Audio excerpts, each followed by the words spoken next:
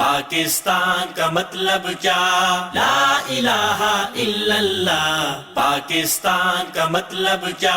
لا الہ الا اللہ. پاکستان کا مطلب کیا؟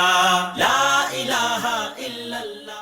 امن، عافیت اور دین و دنیا میں ترقی اور کامیابی کی بہت سی دعاؤں کے ساتھ میں ہوں آپ کا میزبان یوسف سراج. پروگرام ہے پیغام پاکستان. حسب سابق حسب معمول ہمارے ساتھ تشریف فرما ہے جناب ڈاکٹر محمد حماد لکھوی حافظہ اللہ تعالی.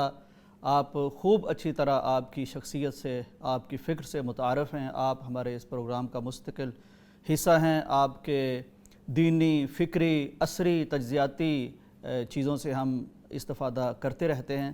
ڈاکٹر صاحب آپ کو پروگرام میں خوش آمدید.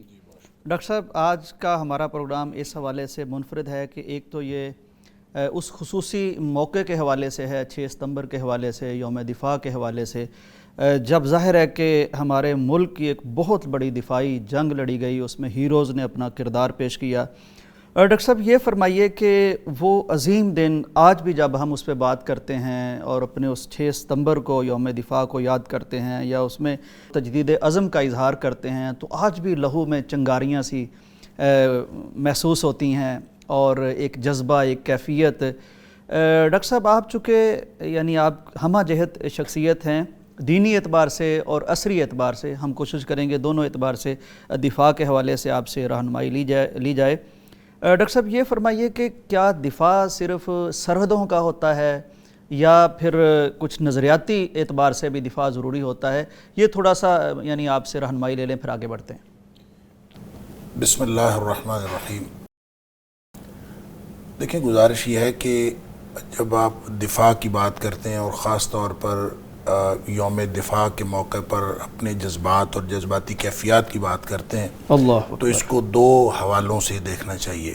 بے شک. ایک تو یہ ہے کہ جو آپ نے سوال کیا کہ جو نظریاتی اور جغرافیائی سرحدیں ہیں ان کی حفاظت کے حوالے سے، تو یہ میں آپ کے سوال کا جواب بعد میں دوں گا. میں پہلے یہ عرض کر دوں کہ ہر قوم کی کوئی نہ کوئی موٹیویشن ہوتی ہے، اور اسی طرح ایک پاکستانی قوم کی بھی ایک موٹیویشن ہے. ہم ہندوستان سے الگ ہوئے تھے اور وہ ہم سے 6-7 گنا بڑا ملک، بالکل، اور انہوں نے ہمارے ساتھ دشمنی کرنا نہیں چھوڑی. اور پاکستان چھوٹا ہونے کے باوجود پاکستان کی پوری قوم کے اندر اپنے دفاع کا جو جذبہ ہے یہ بائی موٹیویشن پہلے سے موجود ہے، بائی ڈیفالٹ پہلے سے موجود. لہٰذا آپ پاکستان کا ایک ادنا سے ادنا کوئی عوام الناس میں سے کوئی ایک کارکن ہوگا، ایک ادنا فرد ہوگا، آپ اس سے بھی بات کریں گے تو وہ اپنی موٹیویشن کا اظہار اس اعتبار سے کرے گا.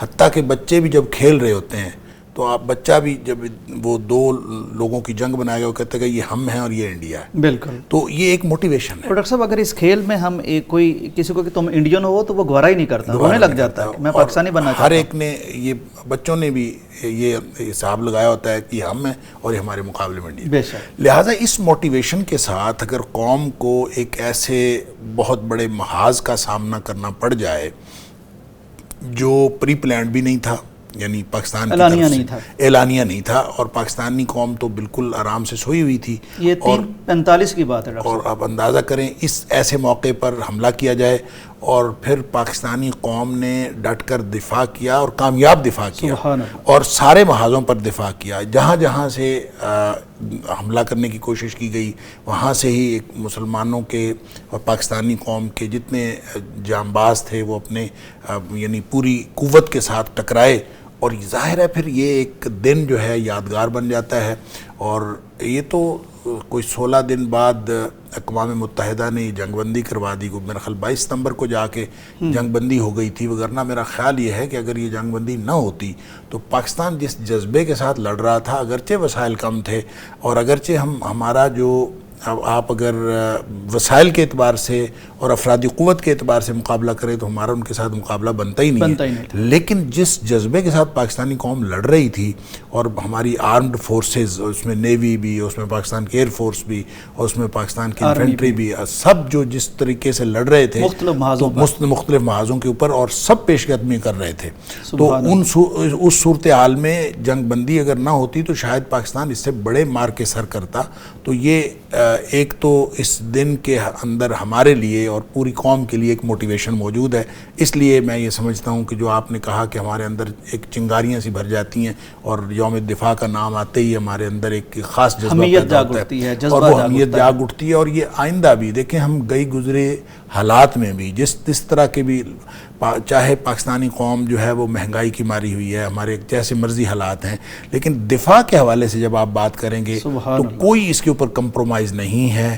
اور پوری پاکستانی قوم آج بھی وہی جذبہ میں سمجھتا ہوں موجود ہے جو جذبہ 1965 کے اندر موجود تھا. دوسرا جو آپ نے سوال کیا سرحدوں کی حفاظت کے حوالے سے, تو میں یہ عرض کروں کہ پاکستان میں نے پہلے بھی اس پروگرام میں کئی دفعہ یہ بات عرض کی ہے کہ پاکستان تاریخ کے جس موڑ پر قیام پذیر ہوا ہے وہ تاریخ وجود میں آیا ہے. یہ ایسا موڑ ہے تاریخ کا, اور تاریخ کا ایسا مرحلہ ہے جب پوری دنیا میں اقوام نظریے سے ودڈرا کر رہی تھی, نظریے سے دستبردار ہو رہی تھی. لیکن پاکستان جو بنا تو پاکستان ایک نظریے کی بنیاد پر بنا, ایک ایسے دور میں نو ڈاؤٹ, یعنی اس میں کوئی شک نہیں ہے کہ پاکستان بھی نیشن سٹیٹ ہے, ایک عام قومی ریاستوں کی طرح کی ایک قومی ریاست ہے, لیکن بنا یہ نظریے کی بنیاد پر ہے. یہ کسی قوم مضبوط اور قوم جس بنیاد پر ڈیفائن ہوئی وہ نظریہ ہے. لہٰذا یہ صرف علاقے کی بنیاد پر قوم ڈیفائن نہیں ہوئی یا نسب کی بنیاد پر قوم ڈیفائن نہیں ہوئی, یہ نظریے کی بنیاد پر ہوئی. لہٰذا جب یہ نظریے کی بنیاد پر ایک قوم بنی اور یہ پاکستان بنا, یہ ملک بنا, تو اب اس کی جو نظریاتی سرحدیں ہیں اور اس کی جو جغرافیائی سرحدیں ہیں معنوی اعتبار سے ان دونوں میں کوئی فرق نہیں ہے. ڈاکٹر صاحب ایک اور بات بہت اچھی سمجھ میں آ گئی جب آپ نے یہ ڈیفائن فرما دیا کہ یہ نظریے کی بنیاد پر بنا ہے, تو پھر نظریے کے دفاع میں تو جانیں لگا دی جاتی ہیں, وہ دفاع کو معمولی دفاع نہیں ہوتا. ظاہر میں یہ عرض کر رہا ہوں کہ پھر ایک تو یہ نظریے کے دفاع میں جانیں لگا دی جاتی ہیں, اور نظریہ دوسری بات یہ ہے کہ ہماری اس ملک کی جغرافیائی سرحدوں کی جڑوں کے اندر, اس کی بنیادوں کے اندر نظریہ موجود ہے. لہٰذا آپ کوئی ایک حصہ نہیں پاکستان کا جغرافیائی طور پر, اور جغرافیائی سرحدوں کا پاکستان کا کوئی حصہ ایسا نہیں ہے جس حصے کے اندر نظریاتی بنیادیں موجود نہ ہوں. لہٰذا نظریاتی بنیادوں کے اندر اور جغرافیائی بنیادوں کے اندر نہ کوئی تفاوت ہے, اور نہ ہی آپس میں ان کو ہم ایک دوسرے سے الگ الگ کر سکتے. لہٰذا جب دفاع ہو رہا ہوتا ہے نظریاتی سرحدوں کا, تو وہ دراصل جغرافیائی سرحدوں کا دفاع بھی ہو رہا ہے. اس اعتبار سے پاکستانی قوم اور پاکستان کی آرمڈ فورسز, ان کے درمیان بھی نظریے کی بھی کوئی آپس میں تفاوت باقی نہیں رہتا, اور یہ ایک یکجان ہو کے, اور ہم نے اس کا مظاہرہ 1965 میں دیکھا, اور آئندہ بھی اللہ نخواستہ کوئی ایسا موقع پاکستان کے اوپر آئے تو آپ پھر یہ ایسا ہی موقع دیکھیں گے. ملکی دفاع کے لیے ہماری آرم فورسز بھی اور پاکستانی عوام بھی اسی طرح سے, اسی جذبے سے پھر یہ سرگرم عمل ہوں گی, اور یہ شرعی اعتبار سے بھی اور قومی اعتبار سے بھی اور اخلاقی اعتبار سے بھی ایک بہت بڑا فریضہ ہے جو پاکستانی قوم نے سر انجام دیا اس وقت, اور آئندہ بھی کبھی. دیکھیں سرحدوں کی حفاظت کے لیے جو نبی اکرم صلی اللہ علیہ وسلم نے جو جتنے انسینٹیوز دیے ہیں کہ جو سرحدوں کی حفاظت والے ترغیب دلائی ہے, ان ساری جتنی ترغیبات ہیں ان کو بھی آپ سامنے رکھیں. دیکھیں نبی کریم صلی اللہ علیہ وسلم نے فرمایا 2 آنکھوں کے اوپر جہنم کی آگ حرام. ایک وہ آنکھ جو اللہ کے خوف سے روتی ہے, اور ایک وہ آنکھ جو جاگتی ہے سرحدوں کی حفاظت کے لیے, اسلامی سرحدوں کی حفاظت کے لیے. لہٰذا جو ملک اسلام کے نام پر بنا ہے اور اس کی سرحدوں کی حفاظت کرتے ہوئے جب یہ لوگ یہ ہمارے اس وقت بھی موجود رہتے ہیں اور ہر دور میں حفاظت کرتے رہتے ہیں, چاہے وہ برفیلی چٹانیں ہوں, چاہے برفیلے پہاڑ ہوں, جہاں کہیں ہر جگہ پہ یہ لوگ موجود ہوتے ہیں, دن رات کبھی نہیں دیکھتے. تو میں یہ سمجھتا ہوں کہ وہ جو اساتذہ, وہ نظریاتی سرحدوں کی دفاع کرنے والے دانشور اور نظریاتی سرحدوں کے محافظ اور یہ جغرافیائی سرحدوں کے محافظ, نہ ان میں کوئی نظریے کا اختلاف ہے, نہ ان میں کوئی عمل کا اختلاف ہے, اور نہ ہی ان میں کوئی جذبے کا اختلاف ہے. بہت خوبصورت ڈاکٹر صاحب. یعنی کہ پاکستان کا تحفظ دراصل نظریہ پاکستان کا تحفظ ہے, نظریہ پاکستان کا تحفظ دراصل اسلام کا تحفظ ہے. بہت خوبصورت. اور جب ایک عام فوجی اپنی ایک عام سرحد کے دفاع کے لیے نکلتا ہے, اور جب ایک مسلمان فوجی اسلامی مملکت کے دفاع کے لیے نکلتا ہے, تو زمین آسمان کا فرق ہوتا ہے ان کے موٹیویشن لیول پر بھی, ان کے جان دینے پر بھی. ڈاکٹر صاحب تھوڑی سی ہم تفصیل میں بھی آتے ہیں کہ جیسے ایک تو یہ رات کا وقت تھا، غیر اعلانیہ تھا، ہم کمزور تھے، کوئی 5 گنا یا 6-7 گنا بڑا ملک تھا، تو اور مختلف محاذوں سے ہم پر حملہ کر دیا گیا تھا. ابھی پاکستان کی عمر بھی اتنی زیادہ نہیں تھی، وسائل بھی نہیں ملے تھے.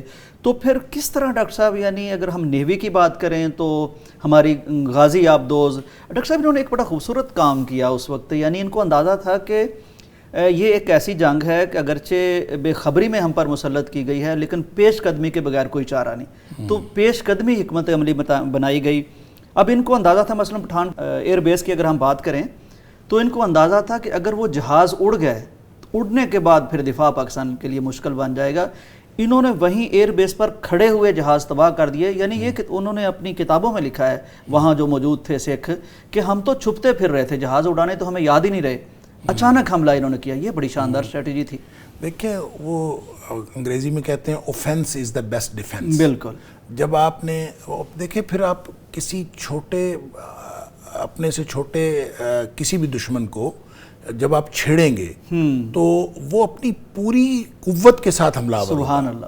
تو آپ جتنے مرضی بڑے طاقتور ہوں، آپ جتنے مرضی، جب آپ نے چھیڑ دیا نا، آپ نے انیشیٹ آپ نے کیا. اور قرآن کہتا ہے ہم بداؤکم اول مرہ، دشمنان اسلام تو ہمیشہ ایسے ہوتا ہے کہ جنگ وہی چھیڑتے ہیں، آغاز وہی کرتے ہیں، کیونکہ اسلام کی جو پالیسی ہے وہ جنگ کرنا نہیں ہے، جنگ کی تیاری رکھنا ہے، جنگ کرنا. اور یہ جنگ روکنے کے لیے ضروری ہے، اور جنگ روکنے کے لیے، دفاع کے لیے اور جنگ روکنے کے لیے اور امن قائم رکھنے کے لیے جہاد کا ادارہ ضروری ہے. لیکن یہ حرکت میں اس وقت آتا ہے جب کوئی انٹرنل فیکٹر یا کوئی ایکسٹرنل فیکٹر وہ اگر معاشرے کا یا علاقے کا امن تباہ کرنے کی کوشش کرے تو اس وقت پھر ادارہ جہاد حرکت میں آتا ہے. تو بالکل اسی طرح سے ادارہ جہاد حرکت میں آیا اور پھر پوری قوت سے حرکت میں آیا. اور پھر اس میں آپ دیکھتے ہیں کہ پھر یہ نہیں دیکھا جاتا کہ ہمارے پاس طاقت کتنی ہے یا پھر دشمن ہمارے اوپر حملہ پھر کہاں سے کرے گا اور کیسے کرے گا. پھر ٹکرایا جاتا ہے اور پھر ہمارے جو آرمی تھی وہ بھی ٹکرائی. اور وہ یہ جو ہمارا محاذ ہے واگا بارڈر کا یا یہ جو بیدیاں والا BRB نہر پہ میجر عزیز بھٹی کی وہ قربانیاں لازوال کے سمجھ وہاں پہ سنا ہے کہ وہ یعنی یہ ہماری کتابوں میں لکھا ہے کہ عام جو فگر ہے وہ یہ کہ 800 لاشیں صرف اس محاذ پہ اوپر چھوڑ کے جو انڈین آرمی تھی وہ پیچھے ہٹی. تو صرف اس جگہ پہ. لیکن ویسے اوورال کتنا ان کا نقصان ہوا اس کا کبھی کوئی اپنا درست فگر تو دیتا نہیں ہے. لیکن ایک یعنی آرمی کی طرف سے، نیوی کی طرف سے اور ایئر فورس کی طرف سے جو کارنامے، اس میں آپ ایم عالم کی بات کر لیں، سرفراز رفیقی کی بات کر لیں، ہر طرف سے 60 سیکنڈ میں 5 طیارے گرائے. ایک جذبہ تھا. اور دیکھیں یہ پھر اللہ تعالیٰ کی طرف سے بھی ہوتا ہے سبحان کہ یہ کوئی ضروری نہیں کہ ایک دم سارے اسی طرح سے نشانے پہ آ گئے، نہیں ہوتا. وہ نشانے پہ آ گئے اور پھر وہ جب آپ ایک جذبے سے لڑ رہے ہوں. دیکھیں ہوتا کیا ہے کہ یہ اللہ تعالیٰ کا قانون ہے کہ اگر آپ نیک نیتی سے ایک کام پر لگے ہوئے ہیں نا، اس میں پھر معجزات رونما ہوتے ہیں. سبحان اللہ. اگر آپ ایمانی کرشمے دکھائی اگر آپ لیبارٹریز کے اندر بیٹھے نیک نیتی کے ساتھ تحقیق کر رہے ہیں تو نئی نئی ایجادات ہوں گی، نئی نئی چیزیں آپ کے سامنے آئیں گی. اگر آپ ریسرچ کی دنیا میں نیک نیتی سے بیٹھے ہوئے ہیں تو آپ اس میں ایک بہت حیرت انگیز چیزیں جو ہیں وہ وقوع پذیر ہوں گی.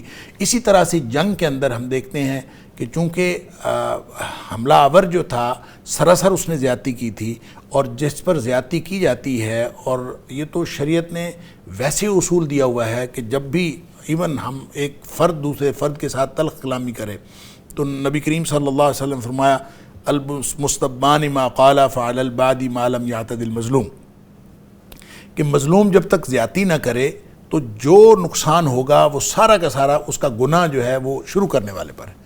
تو ظاہر ہے شروع کرنے والے نے ایک دفعہ شروع کر دیا تو اس کے بعد پھر کچھ نہیں دیکھا گیا کہ کیا حالات ہیں اور کیا نہیں، اور پھر اللہ تعالیٰ نے مدد بھی کی اور پھر پاکستانی فوج نے کارنامے بھی سر انجام دیے. پاکستانی قوم نے کارنامے سر انجام دیے اور ایسے کہ تاریخ ان کا سنہرے یعنی الفاظ میں ذکر کرتی ہے. دنیا ان کو حیرت سے دیکھتی ہے کہ کس طرح ایک چھوٹا ملک، کم وسائل والا ملک، بے خبری میں جب اس کو مختلف سرحدوں سے آ لیا گیا تو کیسی شاندار اس نے پھر ناقابل تسخیر دفاع کی مثالیں پیش کیں. اس نے بتایا کہ ہم سوئے ہوئے بھی ہو تو بیدار ہوتے ہیں، اور ہم بے خبری میں بھی کوئی آئے تو تیار ہوتے ہیں. ناظرین، اس سلسلے کو ہم جاری رکھتے ہیں، بریک کا وقت ہے، واپس آتے ہیں. پاکستان کا مطلب کیا؟ لا الہ الا اللہ. پاکستان کا مطلب کیا؟ لا الہ الا اللہ. پاکستان کا مطلب کیا؟ لا الہ الا اللہ. ناظرین، ویلکم بیک ٹو پیغام پاکستان. یہ غازی، یہ تیرے پراسرار بندے جنہیں تو نے بخشا ہے ذوق خدائی، دو نیم ان کی ٹھوکر سے صحرا و دریا، سمٹ کر پہاڑ ان کی ہیبت سے رائی. یوم دفاع کہ ان مجاہدین کی بات ہو رہی ہے جن کے عزم اور جن کی ہمت کی داد اپنے ہی نہیں پرائے بھی دیتے ہیں. ڈاکٹر صاحب، ہم ذکر کر رہے تھے کہ وہ جذبہ، وہ کیفیت، اور ڈاکٹر صاحب یہ بات بھی تو طے ہے نا کہ جنگ نظریاتی ہو یا وہ سرحدوں پر لڑی جا رہی ہو، وہ جتنے بھی قابل لوگ ہوں، جتنے بھی بہادر سپوت ہوں، فرزند ہوں، وہ سرحد پہ کھڑے اکیلے نہیں لڑ سکتے جب تک پیچھے قوم کی سپورٹ نہ ہو. تو یہ منظر ڈاکٹر صاحب ہم نے دیکھا کہ جہاں چونڈا کے محاذ پر لوگ کھڑے تھے، جہاں ہماری غازی آپ دوز آگے بڑھ رہی تھی، جہاں ہم پٹھان کوٹ ایئر بیس پہ حملے کر رہے تھے اپنے دفاع میں، تو وہیں قوم کا بھی عجیب مورال تھا، عجیب جذبہ تھا. استاد اپنی بات کر رہے تھے، شاعر اس پہ نغمے وہ بنا رہے تھے، اور علماء خطبے دے رہے تھے، اور قوم باہر نکل کے فوجی گاڑیوں کو سلام کر رہی تھی، فروٹ دے رہے تھے. اور لاہوریوں کا تو عجیب ہی عالم تھا کہ یہ ڈر نہیں رہے تھے بلکہ چھتوں پہ چڑھ کے دیکھ رہے تھے کہ کیسی لڑائی ہو رہی ہے. چھتوں پہ چڑھ کے نہیں بلکہ باقاعدہ ڈنڈے پکڑ کے یہ تو واگا بارڈر کی طرف جا رہے تھے، پیش قدمی کر رہے تھے. کیا بات ہے. اور اس میں تو باقاعدہ فوج والوں نے روکا کہ آپ لوگ آگے نہ جائیں، یہ تو جانا چاہ رہے تھے. سبحان اللہ، سبحان اللہ. تو یہ ڈاکٹر صاحب تھوڑا سا کس طرح کی کیفیت تھی؟ دیکھیں، اصل میں نے دو اس کے پہلو ہیں. ایک تو وہی بات جو میں نے پہلے عرض کیا، یہ موٹیویشن ہے، اور کسی بھی قوم کی جو موٹیویشن ہے وہ دو حوالوں سے ہوتی ہے.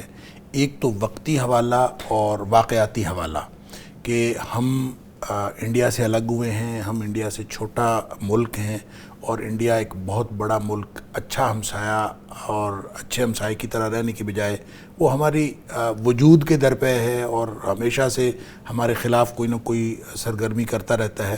تو اس کے نتیجے میں جو موٹیویشن پیدا ہوتی ہے وہ پھر وہی ہے کہ بچے سے لے کر بوڑھے تک ہر شخص کے اندر، اور پھر ایک پروفیسر سے لے کر اور ایک دانشور سے لے کر مجاہد لڑنے، یعنی محاذ پر لڑنے والے مجاہد تک، یہ سب ایک جذبے میں، یعنی ایک لڑی میں پروئے جاتے ہیں، اور اس میں کوئی تفاوت باقی نہیں رہتا، اور سب یکساں جذبے کے تحت وہ لڑ رہے ہوتے ہیں.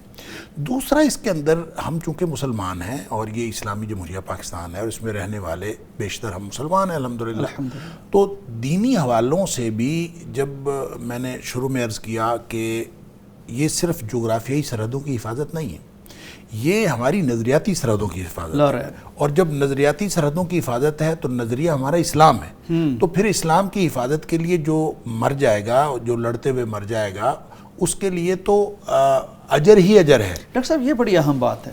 یعنی جتنی مضبوط بیٹری ہے یا پاور بینک ہے جس سے آپ نے چارجنگ لینی ہے، اپنی بیٹری چارج کرنی ہے، جتنی سٹرانگ اور فاسٹ وہ ہوگی. اب مثلا یہ ہمارے ہاں جو قرآن ہے، جو حدیث ہے، جو سیرت ہے، اس میں جو جہاد اور دفاع کی باتیں ہیں، یہ تو اتنی سٹرانگ ہیں کہ مجبور ہو گیا دشمن بھی کہ وہ اپنے لڑنے والے کو مجاہد کہے یا شہید کہے. یعنی یہ ٹرمنالوجی کتنی، وہ شہید کہتے ہیں، مجاہد بھی کہتے ہیں، کمال ہے. وہ مجاہد بھی کہتے ہیں، وہ شہید بھی کہتے ہیں. حالانکہ یہ ٹرمنالوجی مسلمانوں کی ہے، اور یہ اس کے پیچھے تو نظریہ ہے، ان کے پیچھے تو نظریہ ہی کوئی نہیں ہے، اور بغیر کسی نظریے کے نہ مجاہد ہوتا ہے اور نہ شہید ہوتا ہے. اب اس میں جو میں عرض کرنا چاہ رہا تھا کہ دیکھیں، قرآن ہمیں جو موٹیویشن دیتا ہے اور جو اصل ڈائمنشن دے دیتا ہے کہ آپ لڑنے کے لیے، جیسے میں نے پہلے عرض کیا کہ اسلام جنگ کا حامی نہیں ہے. بے شک اسلام جنگ کی تیاری کا حامی ہے. جنگ کی تیاری اسلام کی پالیسی، وَأَعِدُّوا لَهُم مَّا اسْتَطَعْتُم مِّن قُوَّةٍ وَمِن رِّبَاطِ الْخَيْلِ، کہ اپنی تیاری پوری رکھو تاکہ کسی بھی موقع پر جب کوئی انٹرنل یا ایکسٹرنل فیکٹر کوئی خرابی پیدا کرنے کی کوشش کرتا ہے تو آپ اس خرابی کو فوری طور پر وہ جو کہتے ہیں نا نپ دا ایول ان دا بڈ، آپ اس میں اس کو ابتدا میں، لیکن اس کے لیے جب ظاہر ہے کہ مختلف طرح سے حملہ آور ہوتے ہیں، وہ چاہے انٹرنل ہوں چاہے ایکسٹرنل ہوں، خرابی پیدا کرنے والے، بدامنی پیدا کرنے والے مختلف قسم کے فیکٹر ہیں. جس طرح کے فیکٹر بدامنی پیدا کرنے والے ہوتے ہیں اسی طرح کا پھر ریئیکشن جو ہے اس کو ریٹیلیٹ کرنے کے لیے وہ ادارہ جہاد کی طرف سے آتا ہے.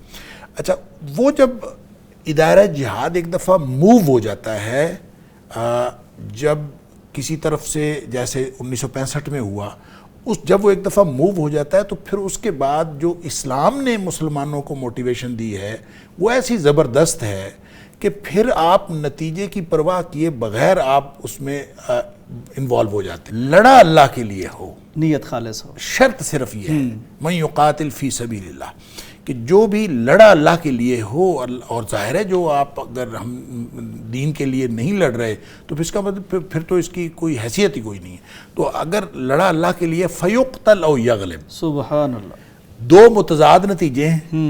ایک نتیجہ یہ ہے کہ آپ غالب آ جائیں، بالکل، اور ایک نتیجہ یہ ہے کہ آپ ہار جائیں اور آپ کے ٹکڑے ٹکڑے کر دیے جائیں. اچھا، اسلام یہ کہتا ہے کہ اگر آپ کا نظریہ صحیح ہے اور اگر آپ درست نظریے پر ہیں، آپ کا سٹینڈ ٹھیک ہے اور آپ درست ڈائمینشن میں لڑ رہے ہیں، تو پھر آپ کو یہ سوچنے کی ضرورت نہیں کہ آپ جیت رہے ہیں آپ ہار رہے ہیں. من یقاتل فی سبیل اللہ فیقتل او یغلب، چاہے آپ قتل ہو جائیں اور چاہے آپ غالب آ جائیں، فسوف نؤتیہ اجرا عظیما، ہم ان قریب ان کو اجر عظیم عطا کر دیں گے. آپ اندازہ کریں ایک مجاہد جس کو یہ موٹیویشن قرآن نے دی ہو کہ اب آپ لڑیں گے اور آپ شہید ہو جائیں گے تو بھی آپ کو اتنا اجر ملے گا، اور اگر آپ بچ کے آ جائیں گے تو بھی آپ کو اتنا اجر ملے گا. ایسی موٹیویشن دنیا کائنات میں کون دیتا ہے؟ کون دے سکتا؟ وہ اللہ بخش جنرل حمید گل کہا کرتے تھے، وہ کہتے تھے کہ جب ہم ملٹری کے مختلف جرنلز پڑھتے ہیں اس میں موازنہ کیا ہوتا ہے کہ فلاں آرمی، جو پاکستان کی آرمی جو ہے اس کے پاس اتنی طاقت ہے، انڈیا کی آرمی کے پاس اتنی طاقت ہے، امریکہ کی آرمی کے پاس اتنی طاقت. وہ کہتا ہے کمپیریزن کیا ہوتا ہے، اس کے پاس اتنے ٹینک، اس کے پاس اتنے ٹینک، اس کے پاس اتنے جہاز، اس کے پاس اتنے جہاز، اتنی فوج سارا کر کے آخر پہ لکھا ہوتا ہے کہ کتنے فدائی ہیں ان کے پاس جو اپنی جان اللہ کے تیار بیٹھے، اللہ کے جان آفرین کے سپرد کرنے کے لیے تیار بیٹھے ہوتے. وہ کتنے لوگ ہیں، وہ جذبہ جہاد رکھنے والے، وہ مجاہد جو جان دینے کے لیے، شہید ہونے کے لیے تیار بیٹھے ہیں. تو وہ جب نہ مال غنیمت نہ کشور کشائی، تو یہ تو بیٹھے ہوتے ہیں شہادت کے لیے. شہادت ہے مطلوب مقصود مومن. تو جب ان کا کمپیریزن ہوتا ہے تو وہ اوپر سے پاکستان سب میں نیچے جا رہا ہوتا ہے، اور جب آپ آخری اس آئٹم میں آتا ہے تو اس میں پاکستان کا مقابلہ ہے ہی کوئی نہیں. اور پھر وہ سوچتے ہیں کہ چھوٹا سا ملک جو ہے اس کو اللہ تعالیٰ نے کتنی طاقت دی. ڈاکٹر صاحب، یہ آپ کی گفتگو سے مجھے وہ مرحلہ اور لمحہ اور واقعہ یاد آ گیا. رسول مکرم صلی اللہ علیہ وسلم کی سیرت سے ہمیں سبق ملتا ہے. جب وہ ایک موقع پر حضرت ابوبکر صدیق، حضرت عمر بیٹھے تھے اور وہ آوازیں ادھر سے لگا رہے تھے. آپ نے پہلے فرما دیا تھا کہ چپ رہنا، لیکن جب انہوں نے کہا لنا عزا، ہمارے پاس عزا، تو یہ رہ نہیں سکے. نے کہا اللہ، ہمارے پاس اللہ ہے. یعنی جتنے مرضی میزانیے گوشوارے آپ قائم کر لیں، سب میں جب اللہ کی بات آئے گی، ایمان کی بات آئے گی اور جہاد کی فضیلت کی بات آئے گی، اس کا مقابلہ تو کوئی نہیں کر سکتا. تو اب دیکھیں نا، اگر آپ کی بات کریں کہ وسائل کی کمی ہے یا افرادی قوت کی کمی ہے، آپ یہ دیکھیں کہ مسلمانوں کی کامیابی کے اصول دنیا میں اور ہیں اور غیر مسلموں کے لیے کامیابی کے اصول اور ہیں. خاص ہے ترکیب میں قوم رسول ہاشمی. اور وہ جو اقبال نے کہا تھا کہ مومن ہے تو بے تیغ بھی لڑتا ہے سپاہی، کہ جب اللہ تعالیٰ ایمان دے دیتا ہے نا تو پھر بھروسہ اسباب اور وسائل پر نہیں رہتا، پھر بھروسہ اللہ تعالیٰ کی ذات پر ہوتا ہے. پھر بدر بھی رونما ہو جاتا ہے. اور جب اللہ تعالیٰ کی ذات پر بھروسہ رونما ہوتا ہے تو میں یہی بات عرض کرنے لگا تھا کہ آپ تاریخ کی ساری جنگیں دیکھ لیں، یہ غزوہ بدر سے لے کر آج تک، سبحان اللہ، تاریخ کی ایک بھی جنگ ایسی نہیں ہے کہ جس میں مسلمان افرادی قوت میں زیادہ ہوں یا وسائل میں زیادہ ہوں اور وہ جنگ مسلمانوں نے جیتی ہو. سبحان اللہ. ہر وہ جنگ مسلمانوں نے جو بھی جنگ جیتی ہے وہی جنگ جیتی ہے جس میں مسلمان افرادی قوت میں بھی کم تھے اور وسائل بھی ان کے پاس کم تھے، ڈاکٹر صرف وہ جنگ کیونکہ یہ اللہ کی مدد سے جیتتے ہیں، اس کے علاوہ اور کچھ ہے نہیں۔ اللہ تعالیٰ نے قرآن میں فرمایا ہے اِن يَنْصُرْكُمُ اللَّهُ فَلَا غَالِبَ لَكُمْ، اللہ اکبر، اگر اللہ تمہاری مدد کرے، یعنی مسلمانوں کی کامیابی کی واحد وجہ وہ اللہ کی مدد ہے۔ اور اِن يَنْصُرْكُمُ اللَّهُ فَلَا غَالِبَ لَكُمْ، اگر اللہ تعالیٰ تمہاری مدد کرے تو تمہارے اوپر کوئی غالب نہیں آ سکتا، تم کبھی مغلوب ہو ہی نہیں سکتے۔ وَإِن يَخْذُلْكُمْ، اور اگر اللہ تمہیں چھوڑ جائے تو پھر وسائل جتنے مرضی لے آؤ، وسائل جتنے مرضی لے آؤ، فَمَن ذَا الَّذِي يَنْصُرُكُم مِّن بَعْدِهِ، تو پھر اللہ کے بعد دنیا کائنات میں کوئی ایسا نہیں جو تمہاری مدد کر سکے۔ وَعَلَى اللَّهِ فَلْيَتَوَكَّلِ الْمُؤْمِنُونَ، اور اہل ایمان کا بھروسہ تو صرف اللہ پر ہونا چاہیے۔ یوں ہم جب اپنی تاریخ دیکھتے ہیں تو ہماری تاریخ تو شروع بدر سے ہوتی ہے، اور بدر کا وہ مارکہ ہے جس میں مسلمان صرف یعنی اپنے سے 3 گنا بڑے دشمن کے ساتھ وہ برسر پیکار ہوئے، اور پھر ان کے پاس نہ کوئی موازنہ گھوڑوں میں، نہ کوئی اونٹوں میں، نہ اونٹوں میں، نہ تلواروں میں، نہ نیزوں میں، جتنے نہ فوجیوں کی تعداد میں۔ آپ جتنی جس چیز کا موازنہ کرتے جائیں اس میں موازنے میں مسلمان کم تھے۔ ایک چیز تھی جو مسلمانوں میں زیادہ تھی، اور وہ تھا جذبہ جہاد، وہ ان کے اندر نہیں تھا، ان کے اندر جذبہ ایمان تھا۔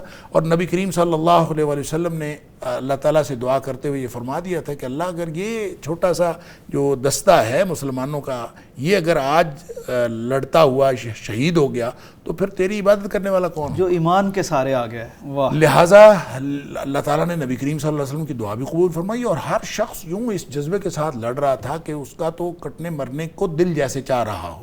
تو پھر اللہ تعالیٰ نے جب آپ مرنے پر تل جاتے ہیں تو اس وقت آپ امر ہوتے ہیں۔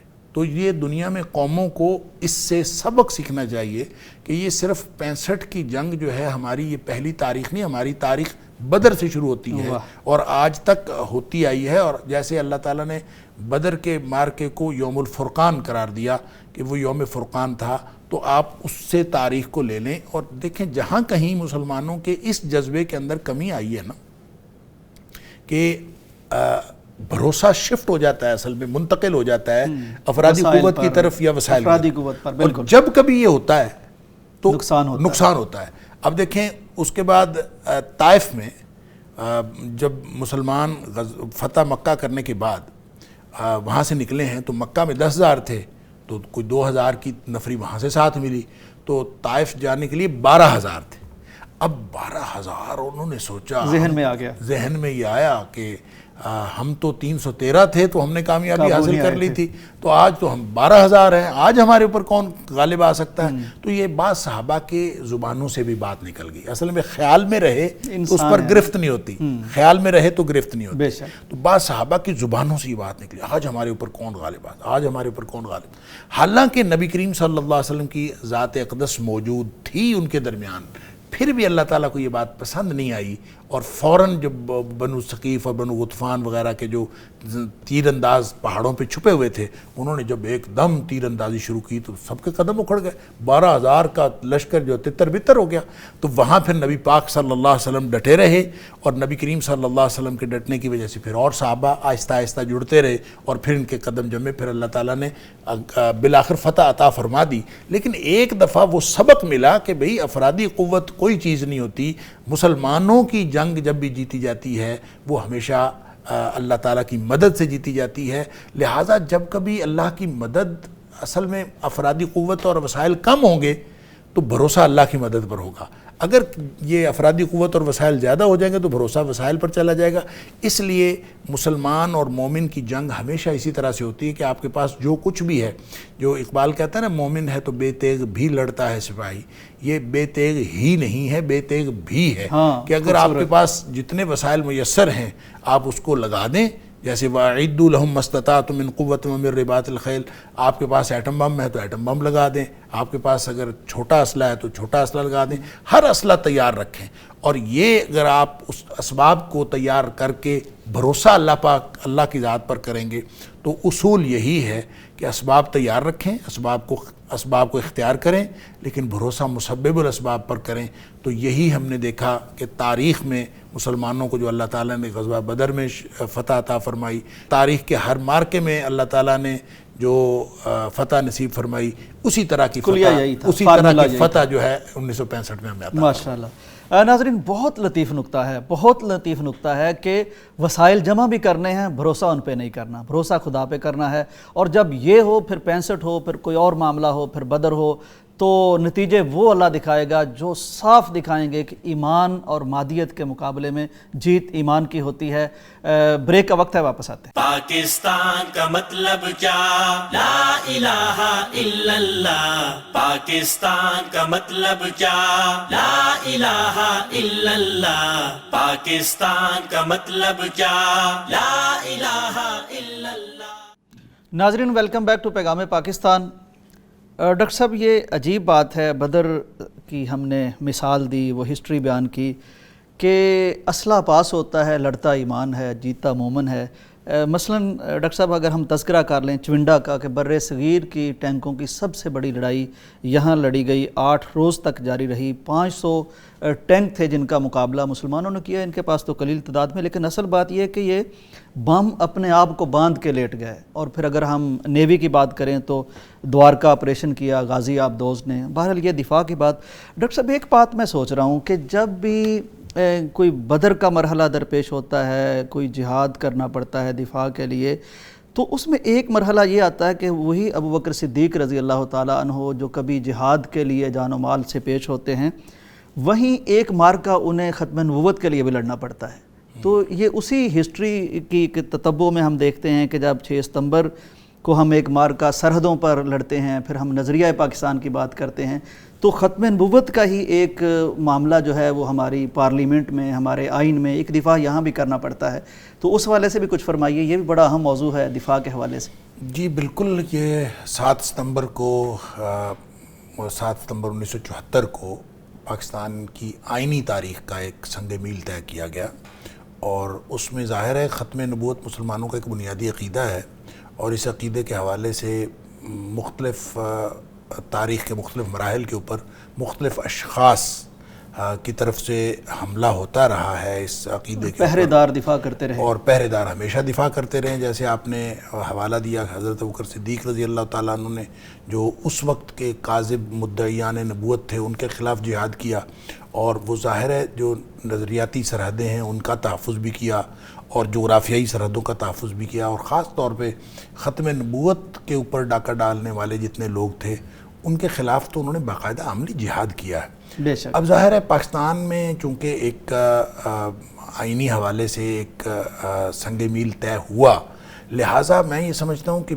یہ ایک سافٹ قسم کا جہاد تھا جو پاکستان کی صرف سیاسی جماعتوں نے نہیں بلکہ مذہبی جماعتوں نے، سیاسی جماعتوں نے، پاکستان کی سول سوسائٹی نے، اور پاکستان کے جتنے ذمہ داران طبقات تھے، سب نے مل کے یہ ایک سافٹ جہاد کیا، اور اس کا ایک نتیجہ پاکستان کے آئین کے اندر جو ختم نبوت کے حوالے سے فیصلہ ہوا، اور وہ مستقل حصہ بن گیا پاکستان کے آئین کا۔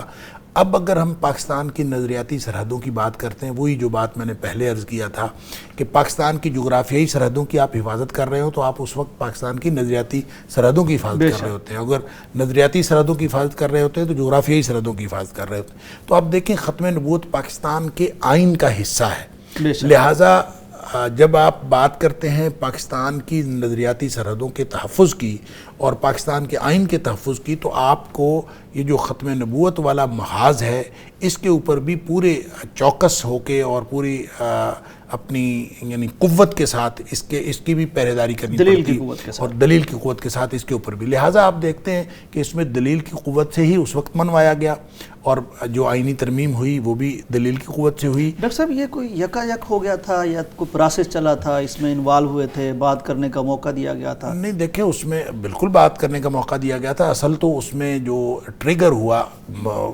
ایک مسئلہ تو ایک عرصے سے چل رہا تھا، لیکن جو ٹریگر ہوا وہ جو چند طلبہ تھے ٹرین پہ جا رہے تھے، اور ان کے اوپر جو ہے حملہ کیا گیا، اور وہاں پہ پمفلٹ تقسیم کرنے کی بات ہوئی تھی۔ پھر اس کے بعد وہاں پہ تھوڑی سی لڑائی ہوئی، لیکن جب وہ طلبہ واپس آ رہے تھے اپنے ٹرپ سے تو پھر باقاعدہ ان کے اوپر پلان کے ساتھ حملہ کیا گیا۔ اس سے ایک تحریک پاکستان کے اندر اٹھی، اور شکر ہے یعنی یہ ایک مماثلت ہے کہ ہم جب بات کرتے ہیں 6 ستمبر کی، اس میں بھی ہمیں دفاعی طور پر اٹھنا پڑا، اور جب یہ معاملہ ہے اس میں بھی ہمیں دفاعی طور پر اٹھنا پڑا۔ دیکھیں معاملہ ہے ہی دفاع کا۔ دیکھیں اگرچہ ہم جب بات کرتے ہیں نبی اکرم صلی اللہ علیہ وآلہ وسلم کے جو ابتدائی غزوات ہیں، غزوہ بدر ہے یا غزوہ احد ہے یا غزوہ احزاب ہے، یہ اگرچہ ہم جب بات کرتے ہیں تو یہ بظاہر اس میں بھی نبی کریم صلی اللہ علیہ وسلم کی پیش قدمی نظر آتی ہے، لیکن اصل میں یہ پیش قدمی ہے نہیں، کیونکہ یہ ان رسپانس ہے، یعنی پتہ یہی چلتا ہے کہ یہ مسلمانوں نے دفاع میں کیا تھا۔ غزوہ بدر بھی اگرچہ نبی کریم صلی اللہ علیہ وسلم مدینہ منورہ سے نکلے اور اتنا فاصلہ طے کر کے بدر کے مقام پر آ کے وہاں پہ ایک معرکہ ہوا، لیکن اس میں بھی یہ دراصل جنگ جو برپا کی گئی تھی، اور ویسے بھی اوورآل آپ جب نبی پاک صلی اللہ علیہ وسلم وہاں تشریف لے گئے ہیں مدینہ منورہ، تو پیچھے سے مکہ والے آرام سے تو نہیں بیٹھے، انہوں نے تو ایک جنگ برپا کی ہوئی تھی اور مسلمان حالت امن میں نہیں تھے۔ تو اس وقت اگر نبی کریم صلی اللہ علیہ وسلم اور آپ کے صحابہ جو ہیں وہ خود سے کوئی ایک اقدامی ایکشن کریں تو وہ بھی بالکل بجا تھا اور جسٹیفائیڈ تھا، اس میں کوئی حرج نہیں تھا، لیکن اس کے باوجود وہاں پہ جو فوری طور پہ واقعات ہوئے وہ بتاتے ہیں کہ نبی کریم صلی اللہ علیہ وسلم نے یہ جنگ بھی دفاعی طور پر لڑی، غزوہ احد بھی جنگ دفاعی طور پر لڑا، اور غزوہ احزاب بھی دفاعی طور پر لڑا۔ ان ساری واقعات میں اگرچہ یہ ڈیبیٹ چلتی ہے کہ دفاع تھا یا اقدام تھا، لیکن نبی پاک صلی اللہ علیہ وسلم کا ایک فرمان بخاری شریف کے اندر ہے جو آپ نے ارشاد فرمایا غزوہ احزاب کے موقع پر، جب ظاہر ہے سارا عرب اکٹھا ہو کے آ گیا مدینہ کی چھوٹی سی بستی کو تاراج کرنے کے لیے، الائیڈ فورسز آ گئی، اور بالآخر ان کا ایک مہینے کا محاصرہ بھی ناکام رہا اور پھر ان کو جانا پڑا۔ اس موقع پر نبی پاک صلی اللہ علیہ وسلم فرمایا تھا الآن نغزوہم ولا یغزونا، اب ہم ان سے لڑیں گے، اب وہ نہیں ہم سے لڑیں گے۔ اس سے پچھلا سارا اس سے یہ پتہ چلتا ہے، اس سے یہ پتہ چلتا ہے کہ اب تک نبی پاک صلی اللہ علیہ وسلم نہیں لڑ رہے تھے، دفاعی جنگیں ہو رہی تھی۔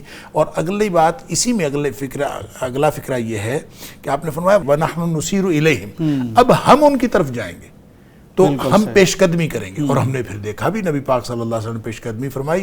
آپ اس کے بعد خیبر بھی گئے، آپ اس کے بعد فتح مکہ کے لیے مکہ کی طرف بھی پیش قدمی کی، آپ نے تبوک کی طرف بھی پیش قدمی کی، طائف بھی گئے، پھر نبی پاک صلی اللہ علیہ وسلم کی پیش قدمی ہمیں نظر آتی ہیں۔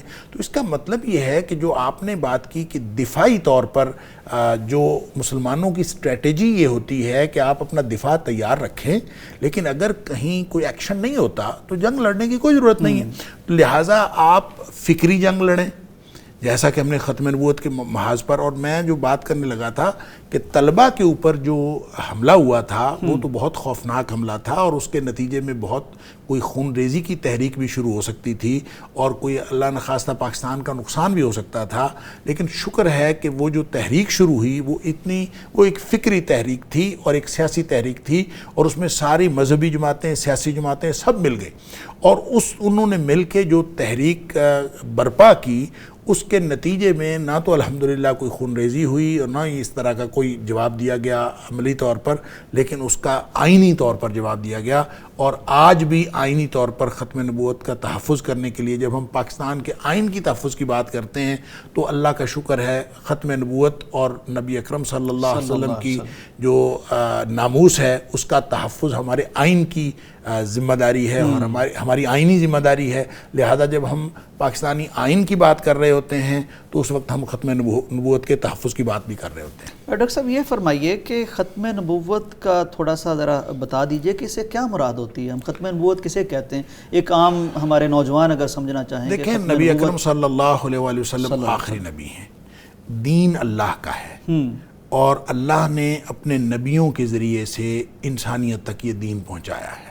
آدم علیہ السلام سے لے کر نبی اکرم صلی اللہ علیہ وآلہ وسلم تک یہ ایک سلسلہ جاری رہا، ٹھیک ہے، اور جب نبی پاک صلی اللہ علیہ وسلم تشریف لے آئے تو یہ سلسلہ مکمل ہو گیا، ختم ہو گیا۔ اس کے لیے نبی کریم صلی اللہ علیہ وسلم کے بے شمار فرامین ہیں۔ آپ نے ایک بڑی شاندار مثال بخاری شریف کے اندر ہے، آپ نے مثال بیان فرمائی کہ میری مثال ایسے ہے جیسے کسی شخص نے گھر بنایا اور بڑا خوبصورت گھر بنایا اور لوگ آ کے گھر دیکھتے رہے، لیکن ایک جگہ پہ ایک نش جو ہے، ایک جگہ چھوٹی سی جس میں کوئی اینٹ کی جگہ خالی تھی، اور لوگ حیران ہوتے تھے کہ یہ اینٹ اتنا خوبصورت محل ہے، اتنا خوبصورت محل ہے اور یہ جگہ خالی کیوں چھوڑی ہے؟ تو فرمایا کہ وہ اینٹ میں ہوں، اور اب یہ نبوت کا محل مکمل ہو گیا ہے، اور آپ نے فرمایا کہ لا نبی بعدی، میرے بعد کوئی نبی نہیں ہے۔ پھر اللہ تعالیٰ نے سورہ احزاب کے اندر فرما دیا کہ نبی کریم صلی اللہ علیہ وسلم آخری نبی ہیں، اور اس کے بعد خاتم النبیین ہیں، اور آپ کے بعد کوئی نبی نہیں ہو۔ خاتم النبیین کا مطلب نبوت کا اختتام ہو گیا نبی پاک صلی اللہ علیہ وسلم پر۔ پھر بے شمار احادیث ہیں۔ پھر اللہ تعالیٰ نے جو قرآن میں یہ فرمایا کہ جو ایمان کی بنیادی جو شرائط بتائیں، والذین یؤمنون بما انزل الیک وما انزل من قبلک وبالآخرۃ ہم یوقنون، کہ آپ جو ہیں وہ شخص جو ایمان رکھتے ہیں اس چیز پر جو آپ پر نازل کیا گیا اور جو آپ سے پہلے نازل کیا گیا۔ بعد کا اس میں کوئی تذکرہ نہیں ہے، کوئی نبی پاک صلی اللہ علیہ وسلم آخری نبی ہیں اور اس کے بعد کچھ نہیں ہے اور قیامت تک وہی ہے۔ پھر نبی کریم صلی اللہ علیہ وسلم نے فرمایا انا والساعۃ کہاتین، میں اور قیامت یوں ساتھ جڑے ہوئے ہیں، درمیان میں کچھ نہیں ہے۔ پھر نبی پاک صلی اللہ علیہ وسلم کا یہ فرمان کہ آپ نے فرمایا کہ مجھے جو رسالت دی گئی، آپ نے جو اپنے امتیازات کی بات کی تو مختلف جگہوں پہ مختلف امتیازات کی، لیکن مسلم شریف کی حدیث میں جہاں نبی پاک صلی اللہ علیہ وسلم فضلت علی الانبیاء بست، مجھے 6 چیزوں میں مختلف نبیوں کے اوپر فضیلت دی گئی۔ اس میں ایک بات جو نبی کریم صلی اللہ علیہ وسلم فرمائی، آپ نے فرمایا ارسلت الی الخلق کافہ، سبحان اللہ، میں ساری مخلوق کی طرف نبی بنا کے، اور اس سے پہلے کبھی یہ نہیں ہوا تھا۔ اب ظاہر ہے اس سے پہلے ساری مخلوق کی طرف نہیں، اور یہ گویا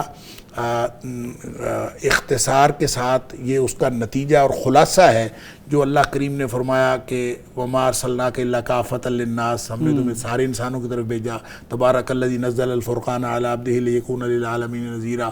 تو یہ جتنی باتیں قرآن نے اس طرح کی کہیں تو ان کا گویا خلاصہ نبی پاک صلی اللہ علیہ وسلم نے بتا دیا کہ ارسلت الی الخلق کافہ، ایک اللہ کی ذات ہے اور باقی ساری کائنات مخلوق ہے، سبحان اللہ۔ اور نبی پاک صلی اللہ علیہ وسلم اللہ کی ذات کے علاوہ باقی ساری کائنات مخلوق ہے، اور ارسلت الی الخلق کافہ، میں ساری مخلوق کی طرف نبی بنا کے بھیجا گیا۔ جب یہ نبی پاک صلی اللہ علیہ وسلم کا یہ امتیاز اور یہ شان یہ موجود ہے اور اختتام ہو گیا، تو نبی کریم صلی اللہ علیہ وسلم کے دور میں ہی مسیلمہ کذاب ایک اٹھا اور اس نے نبی پاک صلی اللہ علیہ وسلم کے مقابلے میں اپنی نبوت کا اعلان کیا۔ پھر حضرت ابوبکر صدیق رضی اللہ عنہ کے دور میں اور کاذب مدعیان نبوت کا مدعی جو بھی کوئی ہوگا نبی کریم صلی اللہ علیہ وسلم کے بعد وہ کاذب ہی ہوگا، وہ کسی بھی دور میں ہوگا۔ آپ نے فرمایا کہ دجال جو آنا ہے اس سے پہلے 30 کے قریب ایسے لوگ آئیں گے جو دجال ہوں گے، دجالون کذابون، وہ جھوٹے ہوں گے اور لوگوں کو دھوکہ دینے والے ہوں گے، دھوکے باز ہوں گے۔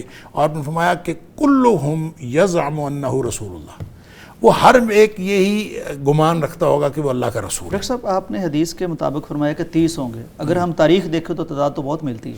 نہیں، وہ تو 30 کے قریب تو بڑے بڑے ہیں، بڑے چھوٹے موٹے بہت سارے ہو سکتے ہیں۔ ہر بندہ جو ہے وہ اس قسمت آزمائی کرنے کی کوشش کرتا ہے، تو اللہ تعالیٰ معاف فرمائے۔ پھر کسی نے کہا کہ وہ ذلی نبی ہیں، کسی نے کہا بروزی نبی ہیں، یعنی نبوت کے سائے میں ان کا جو ہے وہ اسی کے تحت میں نبوت ہے۔ کسی نے کہا کہ اسی کا اظہار، اسی نبوت کا اظہار ہو سکتا ہے، نبوت تو ختم ہو گئی لیکن اس کا اظہار ہو سکتا ہے۔ تو کسی بھی طرح کی نبی کریم صلی اللہ علیہ وسلم کی ذات اقدس کے بعد کوئی شخص، جب فائنلٹی آف پرافٹ ہوڈ کا مطلب یہ ہے، ختم نبوت کا مطلب یہ ہے کہ نبی کریم صلی اللہ علیہ وسلم کی ذات اقدس کے بعد قیامت تک کے لیے کوئی شخص جو ہے، کوئی فرد واحد وہ امت کا لیڈر ہونے کا دعویٰ نہیں کر سکتا کہ میں جو کہہ رہا ہوں وہ صحیح ہے۔ جب اس کی بات نبی کریم صلی اللہ علیہ وسلم کی بات کے مطابق ہوگی تو وہ صحیح ہوگی، اور اس کے مطابق نہیں ہوگی تو وہ صحیح نہیں ہوگی۔ یہ ہے ختم نبوت کا عقیدہ۔ لیکن اس عقیدے کے بعد ہم دیکھتے ہیں کہ یہاں بر صغیر کے اندر جو ایک لیٹسٹ فتنہ اٹھا، اس فتنے کی سرکوبی کے لیے یہ 7 ستمبر 1974 کو یہ قانون سازی ہوئی۔ اب میں یہ سمجھتا ہوں کہ پاکستان کا جو آئین ہے، جو کہ ایک اسلامی آئین ہے، اسلامی مملکت ہے، اور اس اسلامی مملکت کے اندر ہم جب اس ملک کی نظریاتی سرحدوں کے دفاع کی بات کرتے ہیں اور اس کی آئین کی دفاع کی بات کرتے ہیں، تو اللہ کے فضل اور اللہ کی توفیق سے ختم نبوت کا جو دفاع ہے وہ خود بخود ہو جاتا ہے۔ پاکستان اور ختم نبوت کا دفاع یہ ایک ہی چیز کے دو نام ہیں، اس کے اندر کوئی تفاوت نہیں ہے۔ ڈاکٹر صاحب پروگرام کا وقت ختم ہو گیا، بہت شکریہ آپ کی گفتگو، کئی در کھولے دماغوں کے، سوچوں کے۔ ناظرین کرام، یہ بہت خوبصورت کمبینیشن ہے، یہ کوئی عجیب سا اتفاق ہے۔ پاکستان 27ویں رات کو بنا، پاکستان کے لیے نعرہ لگا، وہ بھی لا الہ الا اللہ کا، یعنی اسلام، ایمان، قرآن، نبی صلی اللہ علیہ وسلم سے محبت، یہ سارا کچھ پاکستان کے ارد گرد یا اس کی بنیادوں میں ہمیں ضرور نظر آتا ہے۔ پھر یہ جب ہم بات کرتے ہیں اس کے اولین دفاع کی، تو اس کے ساتھ ہی ہم 7 تاریخ کو جب دیکھتے ہیں کہ ہمیں ایک فکری دفاع کی بات بھی کرنی ہوتی ہے، تو بہرحال اسے اندازہ ہوتا ہے کہ دشمن دن کو آئے، دشمن رات کو آئے، دشمن بتا کے آئے، دشمن چھپ کے آئے، دشمن مادی سرحدوں پہ آئے، دشمن مانوی سرحدوں پر آئے، ملک کے اندر سے دفاع کی ضرورت پڑے، ملک کی سرحدوں پر دفاع کی ضرورت پڑے، اساتذہ کی فکر اور سوچ کی، علماء کی فکر اور سوچ کی ضرورت پڑے دفاع کے لیے، یا قوم کے جذبات کی ضرورت پڑے، ہر موقع پر، ہر محل پر، ہر سرحد پر ہم بیدار ہیں، ہم تیار ہیں، ہم ایک ہیں، ہم متحد ہیں، اور انشاءاللہ ہم ہر طرح کا مقابلہ کرنے کے لیے تیار ہیں۔ یہ ہماری تاریخ ہے اور یہ ہمارا حال ہے انشاءاللہ، اور یہ انشاءاللہ ہمارا مستقبل ہے۔ پروگرام کا وقت ختم ہوتا ہے، اجازت دیجیے، اللہ حافظ۔ پاکستان کا مطلب کیا؟ لا الہ الا اللہ۔ پاکستان کا مطلب کیا؟ لا الہ الا اللہ۔